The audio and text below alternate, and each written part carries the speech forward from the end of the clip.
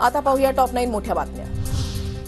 मुंबई विद्यापीठाच्या सिनेट निवडणुकीची मतमोजणी सुरू। अभाविपा आणि ठाकरे गटाच्या युवा सेनेमध्ये थेट लढत। मतमोजणीवर सीसीटीव्हीद्वारे लक्ष, पोलिसांचा बंदोबस्त तैनात।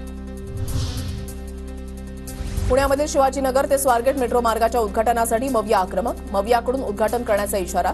उद्घाटनाला उशीर होत असल्यानं प्रवाशांचे हाल होत असल्याचा आरोप। मविया नेत्यांशी पुणे पोलीस आयुक्तांचा फोनवरून संवाद। आंदोलन मागे घेण्याची पुणे पोलीस आयुक्तांची मवियाला विनंती। पंतप्रधान मोदी रविवारी पुणे मेट्रोचं ऑनलाईन उद्घाटन करणार। भिडेवाडा राष्ट्रीय स्मारक आणि स्वारगेट कात्रज मेट्रो मार्गाचं भूमिपूजन सुद्धा मोदींच्या हस्ते होणार। शिंदे फडणवीस अजित पवारांचा आज शिर्डी दौरा। विखेंच्या शिर्डी मतदारसंघात महिला सशक्तीकरण मेळाव्याचं आयोजन। विविध प्रकल्पांचं भूमिपूजन आणि उद्घाटन होणार।